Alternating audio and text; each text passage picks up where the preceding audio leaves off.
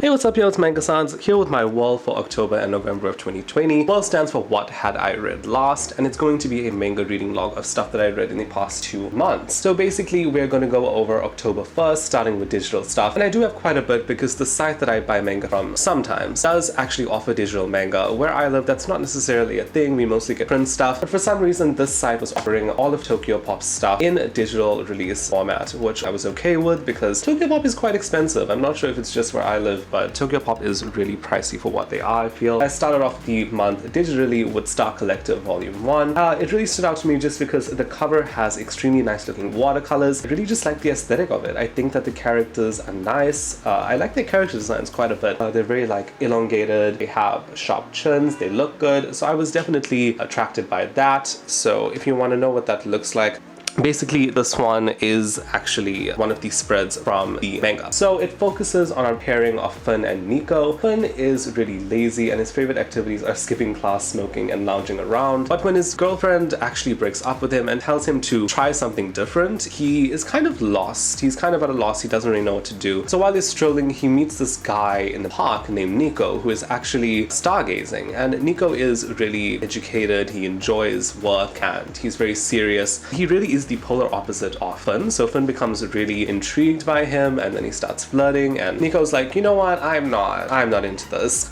So it is a really funny dynamic. I do really love the pair, and I think that despite this being a 2-volume series only, they wrap up things pretty well, and there's a good amount of drama, there's some humor, very, very lovable characters, very realistic portrayal of an LGBT relationship, all the pitfalls, the hardships, some of the things that aren't really portrayed in some of the other more glorified LGBT stuff. So I did enjoy it quite a bit. There was this part in, I'm not sure if it's in volume 1, but in volume 2, I believe, Nico basically is drunk, and so he wants to do stuff with Finn while he's drunk, and Finn is like, you know what, Nico, I wouldn't mind, but you are obviously drunk, so I wouldn't want to make it seem like I'm taking advantage of you, or like this is only happening because you're drunk. And so they kind of wait off, and I will discuss it a slight bit more when I get to volume 2, because I did also purchase that one this month. Let's move on to my next purchase, being Goldfisch Volume 1. Goldfisch focuses on Maury Gibbs. He's basically a fisher boy in a flooded world, which is overrun with dangerous mutated animals known as anomals. He's got his own problems to worry about, namely how everything he touches turns to gold. That's his entire problem. Anything he touches turns to gold, which can definitely lead to some really comedic moments. There's this part where I think that he like topples over all this produce, and then to make up for it, he turns all of it into gold, and the shop owner is like, you know what? This is totally okay. We're fine with that. I would say if you are a shonen fan, this is a really good one to pick up. Despite it being done by a German author, I believe, it's not necessarily feeling that way for some reason. Like, a lot of the stuff that Tokyopop releases isn't actually from Japanese authors, especially recently, and I find that sometimes it can just feel like it's trying too hard to be a manga, and this one really does just put into that place where it does feel like an actual manga. So it does feel a lot like One Piece, which I've only read like volume 94 of, so don't quote me on that, but there's a lot of ships, there's a lot of like water, sea life, that kind of a thing, and basically Mori hangs out with his otter, so they really just went all out with the naming, you know, mutated animals called anomals, just absolutely spectacular. It is really, really good. So basically the story, I only have volume 1. Volume 2 digitally is more expensive than volume 3. It doesn't make any sense. So I'm waiting for that to go down in price, or maybe even just get it in print. If you're wondering, this poster is actually from the series. I really like it. The art is really good. It has really thick lines, and it reminds me quite a bit of Boku no Hero Academia. So if you like that kind of art style and you're looking for it, but with a bit of a different hint, I would definitely say pick up Goldfisch. As I said before, if you're a shonen fan, you'll probably enjoy this one, the entire thing, and I don't believe it's a spoiler because it happens about halfway through the first volume, but Maury Gibbs is trying to go on a journey to firstly avoid all the bounty hunters and kind of find all of these objects and stuff. He's trying to rid himself of this blessing that is turning everything to gold, because he actually turned his brother into gold. So this entire thing is trying to undo the tragedy that kind of befell him. He also has an inventor named Shelley who is really intrigued by him falling following him around. Very, very intriguing plot dynamics. I like it a lot. Now swiftly moving on. This is the only yaoi that I didn't read this month. I forgot to warn y'all. The digital releases, there's a lot of yaoi. Moving on to Dekoboko Sugar Days, which is one of the cutest yaoi that I've read ever. I think Star Collector was definitely up there when I read it. I really enjoyed the characters, I enjoyed the writing, I enjoyed the drama of Star Collector, but Dekoboko Sugar Days is just absolutely sweet. It follows Yujiro and Rui. So Yujiro is, Rui kind of saves Yujiro quite a bit when they're younger, and then he's always kind of like the alpha in the friendship. But then as they grow older, Yujiro becomes a lot taller than him, and so the dynamic is completely shifted because Rui is really insecure about how short and kind of stumpy he is. He has a really nice build for like a short guy, but he's still really insecure about it. And these two have really fluffy feelings towards each other. I think it's really cute. I can't remember if the dynamic is similar to Love Stage. I loved Love Stage. I think Love Stage is one of my favorite yaoi anime ever. It's just something that really left a mark on me. It's very unique. In that one of the main characters is mistaken for a girl when they're younger, and then when they grow older, the other character still has feelings for that person despite them figuring out that, oh, this wasn't actually a girl when they were younger, this was actually a guy. It kind of follows that dynamic. It's very, very semi-uke in that respect, kind of cliche in that way as well, because, you know, one's tall, one's short. One is like, the short one has a short temper, the tall one is really sweet and just wants things to work out. And for a one-shot, I think it's really, really good. I don't think a lot of one-shots handle their story that well just because they don't have a lot to work with, but it does total in at about 256 pages, and so it does have sufficient time to kind of get the dynamic going, you know, obviously put some kind of obstacle in the way of the characters and have them overcome it. It is really, really good. And I think if you're looking for something cute that has an unmistakably, absolutely adorable art style, please get Dekoboko Sugar Days. I think it is so frivolous.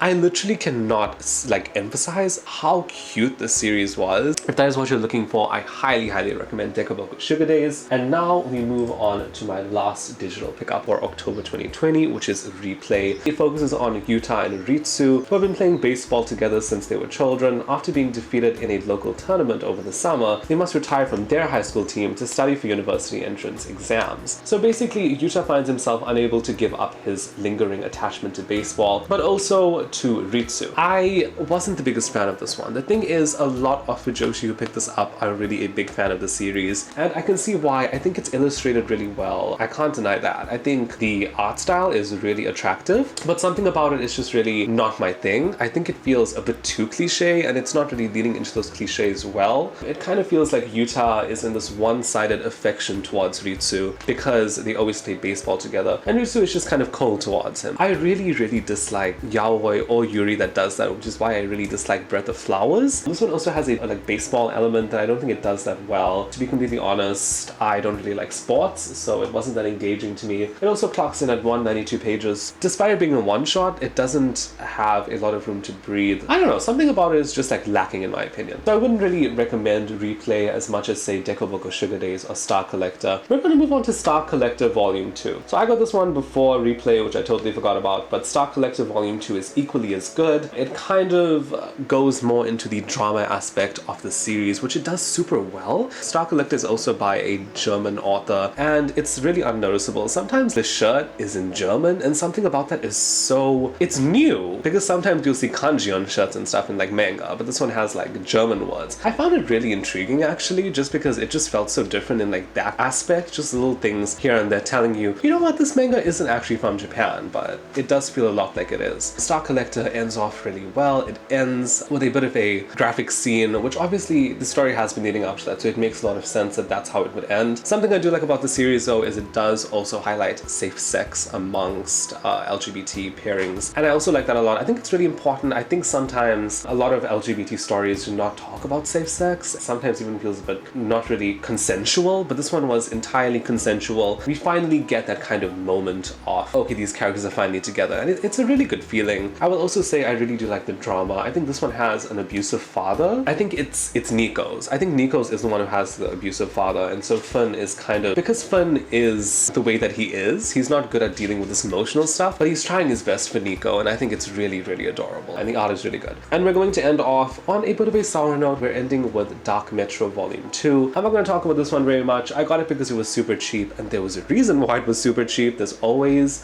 a catch, and this one's catch is this. It is from way back when. It's from the early 2000s. The art style definitely shows it. It's not that great. It's about, I think you go on this train and then it kind of makes you go through this scenario in your head, like a really horrific scenario where you're like, maybe you're like, I really hate work. And so it shows you all of your co-workers dying and stuff. So then once you get out of the train, you have this kind of newfound respect for your co-workers, I guess. So it is kind of a, you should learn to appreciate things around you. But I really did not like it. It's one of the older ones. I'm happy they only got volume 2 because all the stories, each chapter is like self-contained. So it's not that bad in like that respect. But the art style is super dated. I didn't really like any of the characters. And so I can't really recommend it. But besides that, all the other reads I read this month are pretty good. I would say from all the ones I picked up, Star Collector, Goldfisch, and Dekoboko Sugar Days do stand out as Tokyopop titles that you should get maybe in print, because I mean, if you look at these posters that I printed out myself, because I got the digital release, so I felt like it was legal, even though it might not have been. If you look at them, like, look at how good, like,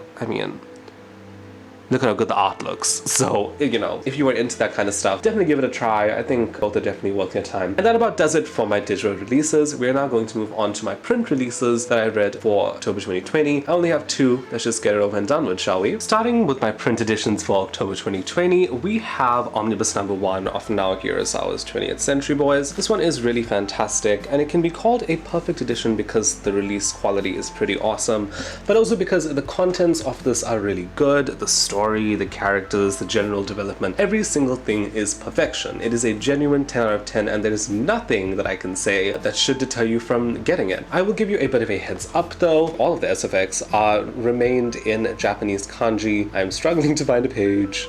Here we go. Just because they wanted to not fill up the page with just SFX in English. So there is a glossary at the back. Please do keep note of this because I had no idea, and when I found out about a chapter in, I felt like such an idiot. It is at the back of the book. This is an extremely good series by Naoki Urasawa. It's my first work by him, so I was super nervous because he is a really popular author out there, and it is really good. I really like the art. I love the early art style because it's super detailed despite being one that's like from the early 2000s, I believe. So it's really, really good. We follow the story through Kenji's eyes, and all of these murders are happening throughout his hometown. No one really knows what's going on, so these detectives come and they are trying to figure things out. There is something in common with all of these murders, especially down the line when a lot of them start taking place. There is this really ominous symbol at each one of them, and no one can really explain it. No one really knows where it's from. But when a detective asks and basically questions Kenji, something sparks in his head and he feels like he knows where the symbol is from. So he figures that to try and figure out where the symbol is from, we have to look into the past because that is where some of the answers may lie. Here's some of the art.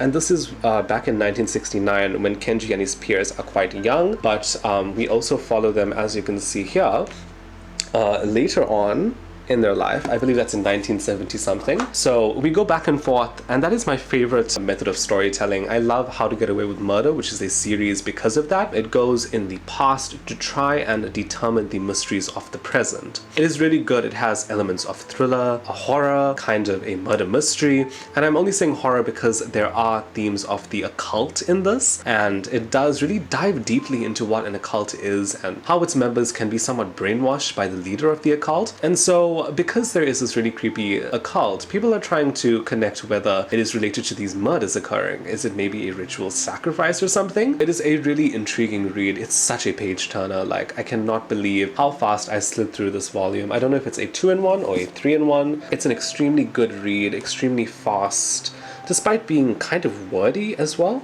I definitely highly recommend picking it up because a lot of manga tubers are picking up Monster, which is another popular work by Naoki Urasawa, but they are not picking up 20th Century Boys, and I think that's kind of a shame. And the only other thing that I read for October, the last thing in fact, is High School Debut Omnibus number 1.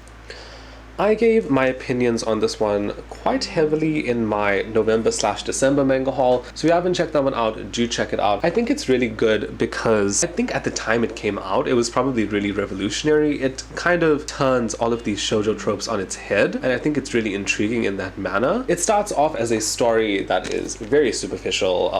We're looking at only outward beauty and elements like that, and then it turns into one of, you know what, if someone doesn't love you just because of how you look, look, then they are not even worth your time, and you should really learn to love yourself. The thing is, it does take the story quite some time to actually get there, which is why I would recommend getting the 3-in-1s. Not only are they more accessible, I think it's a better way to consume the story, just because it does focus on having those shoujo tropes and only kind of turning them on its head towards the later second or third volume within this omnibus. So do give it a try if you like Kazuna Kawahara. Her other work is My Love Story, and I can definitely see that it's by the same author, despite this one coming out like a decade earlier than that one. You can see that a lot of the elements, like the humor that she has, is definitely here. All of the like light flares and stuff. It's just a very fluffy shoujo, but it also seems to have a voice, and I really do like that. That about does it for my October stuff that I read, and now we're going to dive into November. We're starting off with one that I should have gotten to quite sooner, that being volumes 10 to 14 of Tokyo Ghoul, meaning I finally completed the series. This is just how the release looks. I won't be showing off the rest,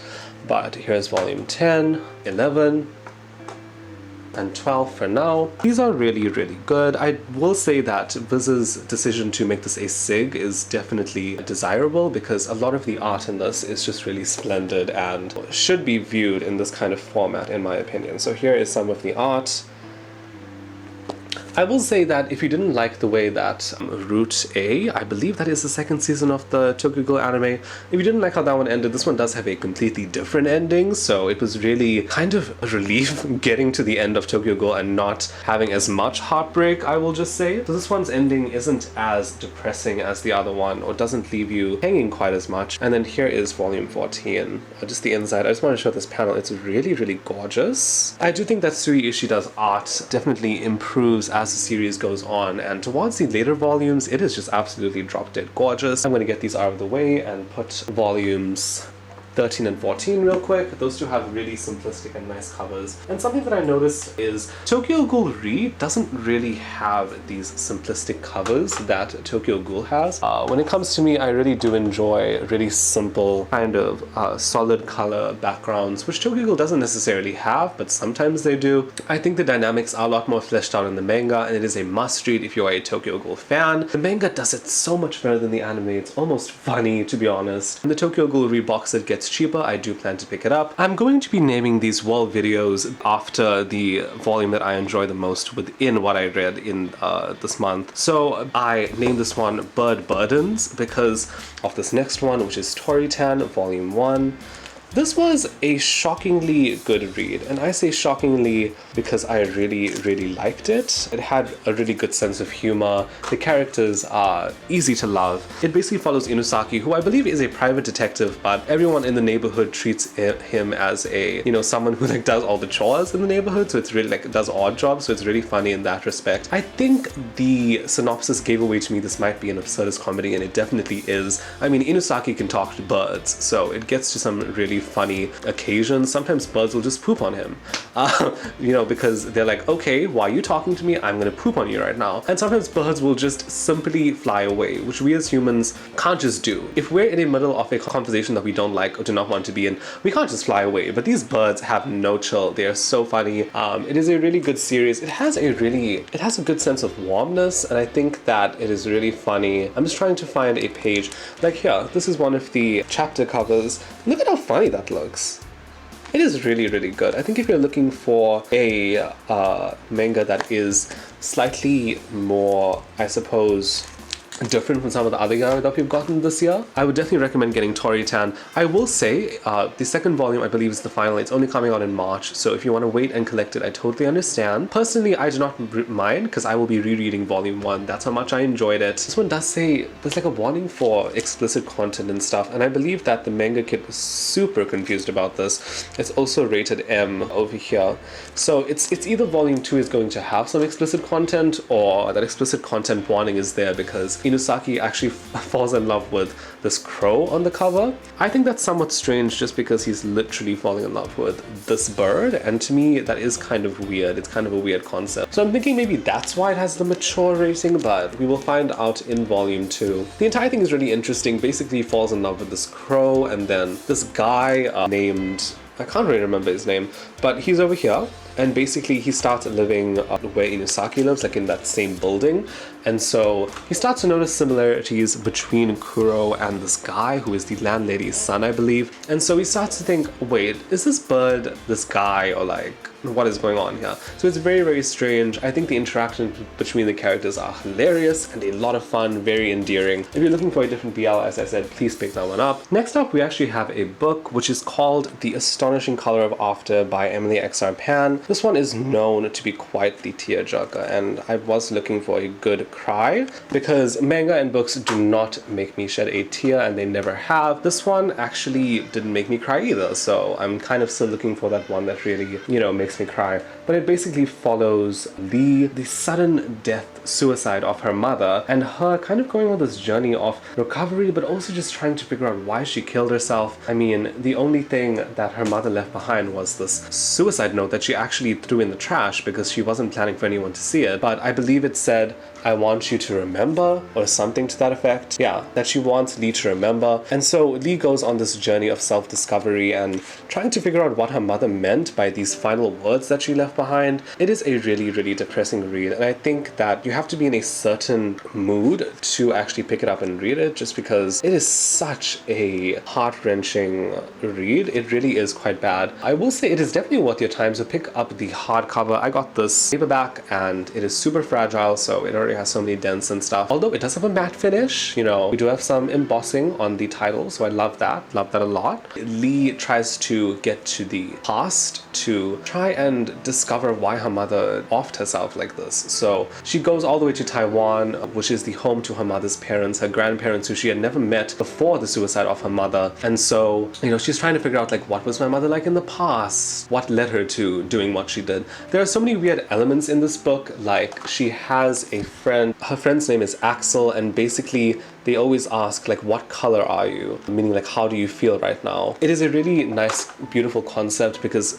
he'll be like, what color are you? And then she'll be like, I am this crimson red, because she is feeling loved or she's feeling angry. Or it's just a really, like, this author has such a beautiful way of phrasing things and making mundane things sound absolutely beautiful. It doesn't glorify suicide at all, like things like 13 Reasons Why did. This one delves into kind of what people who are left behind by suicide go through, and how they don't have any answers because the person is dead, and so they kind of have to try and figure out stuff for themselves. She discovers that her grandparents really disliked her father, and so that's why they didn't have contact for all these years. She also, like, has this bird who leads her to going to Taiwan, this red bird who I believe is a crane or something of the sort, and she believes that this bird is a reincarnation of her mother. So again, you know, a metaphor kind of transformed into something that could be real, couldn't be real. It's kind of a trip in that way where you can't decipher what's real and what isn't, but things tie together so well in a knot at the end. Like, the bird leaves a box full of things from her grandparents who she doesn't even know, and when she goes to Taiwan, she asks her grandparents about this box, which is what led them to coming to Taiwan in the first place. And the grandparents are like, we have no idea what you're talking about, because yes, we did prepare a box for you, send off, because we knew that your mother had died, but we actually burnt that box because, you know, we thought maybe that's not what she would have wanted. Yet somehow Lee has the box, and there's also this element of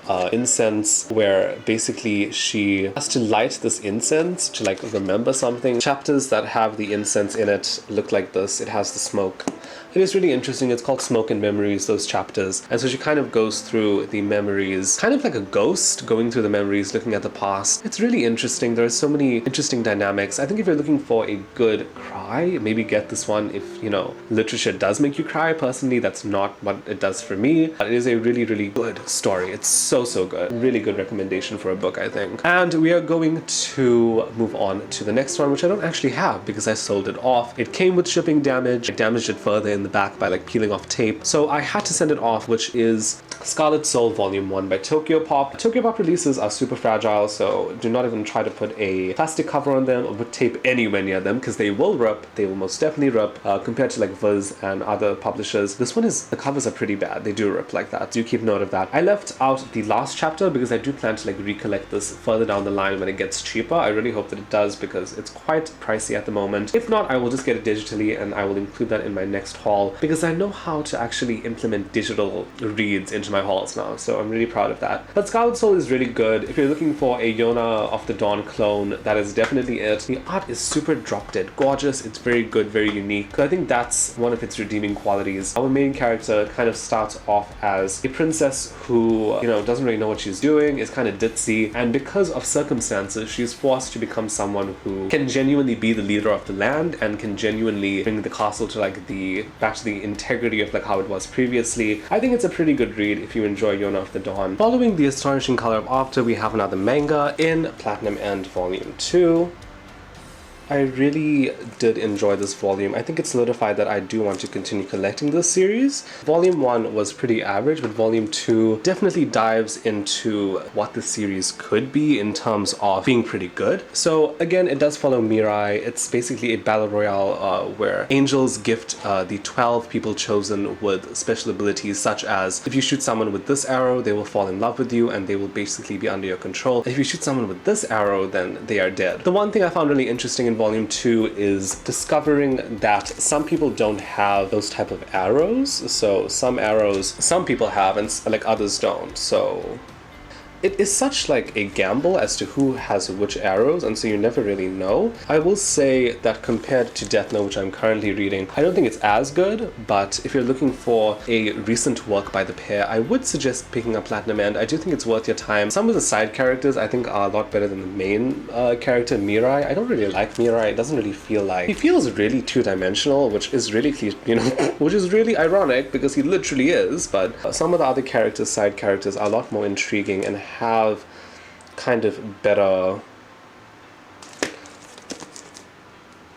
reasons for doing like what they're doing, basically, is what I'm trying to say. So I would suggest picking up Platinum End. I think give it 3 volumes because Volume 2 is when it really starts to get good. And I'm guessing Volume 3 is probably also good. Volume 3 and 4 are for some odd reason expensive than the rest, so that's why I'm not picking them up just yet. And then to combat some of the darker stuff I've been reading, I then read How to Be Relationship Volume 1, which follows Miwa on her journey towards trying to be in a relationship, and she ends up in one with this girl on the cover named Psycho. So like, this is Miwa, that's Psycho, and they are really, really cute together. I think the illustration of this LGBT relationship is really realistic and really interesting, because so many times they are wondering, you know, should we be kissing in public? If people find out, what are their perceptions of us going to be? Will it change their perceptions of us? And so in that way, I think it's really intriguing. It's a good look at what being in an LGBT relationship is actually like. I will also say, because of these side characters over here, these guys, it has a really, really good sense of humor. Like when all the guys find out these